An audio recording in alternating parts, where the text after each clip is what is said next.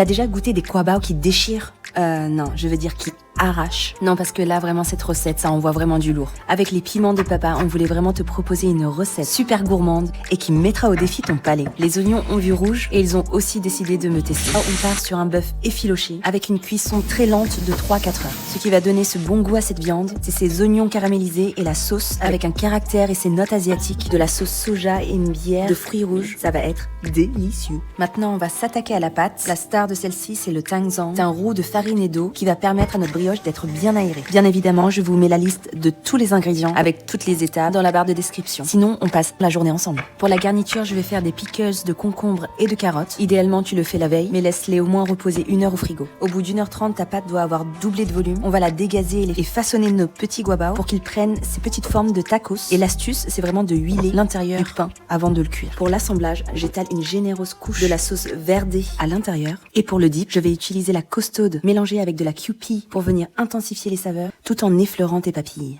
T'as déjà goûté des kwabao qui déchirent? Non, je veux dire qui arrache. Non, parce que là, vraiment, cette recette, ça envoie vraiment du lourd. Avec les piments de papa, on voulait vraiment te proposer une recette super gourmande et qui mettra au défi ton palais. Les oignons ont vu rouge et ils ont aussi décidé de me tester. On part sur un bœuf effiloché avec une cuisson très lente de 3-4 heures. Ce qui va donner ce bon goût à cette viande, c'est ces oignons caramélisés et la sauce avec un caractère et ses notes asiatiques, de la sauce soja et une bière de fruits rouges. Ça va être délicieux. Maintenant, on va s'attaquer à la pâte. La star de celle-ci, c'est le tangzang. C'est un roux de farine et d'eau qui va permettre à notre brioche d'être bien aérée. Bien évidemment, je vous mets la liste de tous les ingrédients avec toutes les étapes dans la barre de description. Sinon, on passe la journée ensemble. Pour la garniture, je vais faire des pickles de concombres et de carottes. Idéalement, tu le fais la veille, mais laisse-les au moins reposer 1 heure au frigo. Au bout d'1h30, ta pâte doit avoir doublé de volume. On va la dégazer et façonner nos petits guabao pour qu'ils prennent ces petites formes de tacos. Et l'astuce, c'est vraiment de huiler l'intérieur du pain avant de le cuire. Pour l'assemblage, j'étale une généreuse couche de la sauce verdée à l'intérieur. Et pour le dip, je vais utiliser la costaude mélangée avec de la kewpie pour venir intensifier les saveurs tout en effleurant tes papilles.